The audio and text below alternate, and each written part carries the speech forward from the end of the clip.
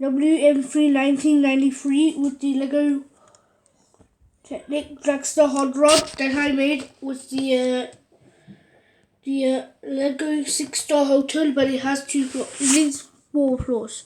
This is the front rear. This is the front rear too. Left rear, back rear. This is back rear too. It's all in time. See, now this is the right rear, and then now we will be moving on to some. This is the Dodge. This looks like, and I put it. This is the front rear. See these flames? This is the right rear. Sorry, left rear. This is left rear too. Wheels want to be. This is back rear too.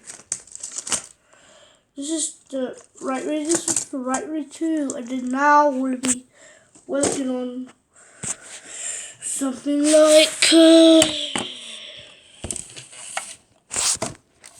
this house.